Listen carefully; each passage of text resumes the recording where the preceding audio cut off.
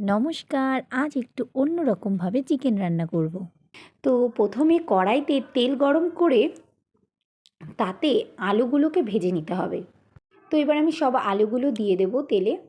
তো দেখো আলুগুলোকে আমি লাল লাল করে ভাজবো। তো আলুগুলোতে আমি আগে থেকে লবণ মাখিয়ে রেখেছিলাম, সেই জন্য এখন আমি লবণ দিইনি। তোমরা চাইলে এখানেও লবণ অ্যাড করতে পারো।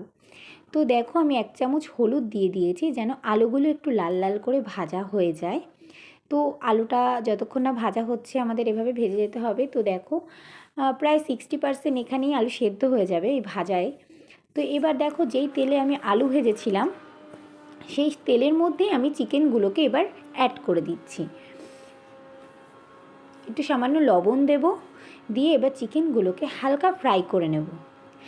এখানে চিকেনগুলোকে হালকা ফ্রাই করে নিলে এই চিকেনের মধ্যে যে এক্সট্রা জুস থাকে সেগুলো মানে এই তেলের মধ্যে অ্যাড হয়ে যায়। তো দেখো, তো হালকা হালকা ভাজাও হয়ে গেছে। তো এরপর দেখবো এই চিকেনগুলোকে আমরা একটা বোলের মধ্যে তুলে নেব।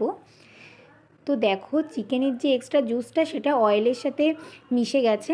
তো এই অয়েলেই আমরা পুরো রান্নাটা করব।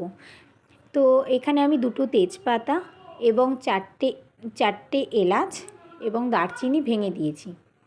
এবং হালকা এটা একটু ফ্রাই হয়ে গেলেই এর মধ্যে আমি অ্যাড করে দেব পেঁয়াজ কুচি।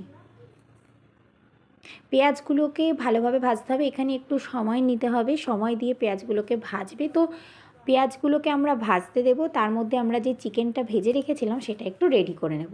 তো দেখো এর মধ্যে আমি অ্যাড করে দিচ্ছি 1/2 কাপ মতো ফেটিয়ে রাখা টক দই, আর দেব 2 চামচ কাশ্মীরি লঙ্কার গুঁড়ো। এবার একে একে আমরা সব মশলাগুলো অ্যাড করব।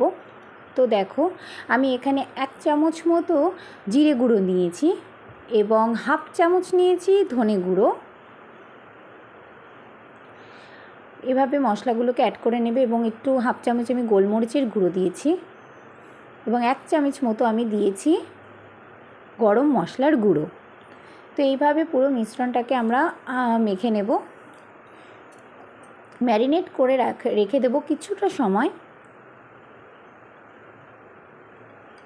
এদিকে আমার কিন্তু পেঁয়াজটা ভাজা হচ্ছে, তোমরা এই পেঁয়াজটা ভাজার টাইমটুকুতেই এটা অ্যাড করে নেবে।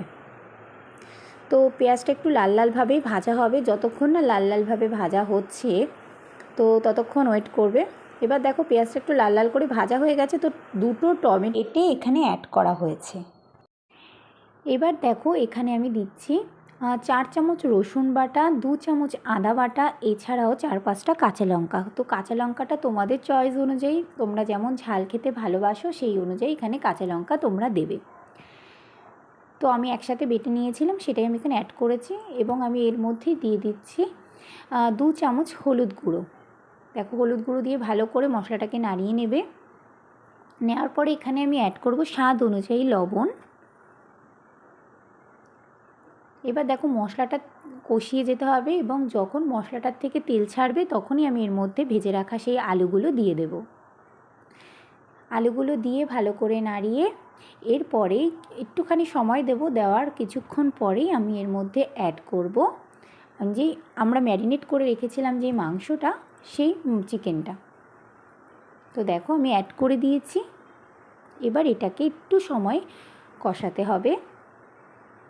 দেখো কিছু সময় আমি এবার কষিয়ে নিচ্ছি। তো একটু সময় দেবে, কষিয়ে নিয়ে এরপরে আমরা জল অ্যাড করব। জলটা অবশ্যই উষ্ণ গরম জল হবে। তো আমি যেই পাত্রে ম্যারিনেট করে রেখেছিলাম সেই পাত্রে জলটা দিয়ে আমি এর মধ্যে অ্যাড করছি জল অন্তত 2 কাপ মতো দেবে। দিয়ে দেখো ভালো করে নাড়িয়ে নেবে। এবার একটু ফুটতে দেবে। তো আমি আরেকটু জল অ্যাড করলাম, এবার একটু ফুটতে দেবে। তো ফুটে আসলেই এর মধ্যে ধনেপাতা কুচি দিয়ে দেবে। ধনেপাতা কুচি দিয়ে ভালো করে একটু নাড়িয়ে ঢেকে রাখবে।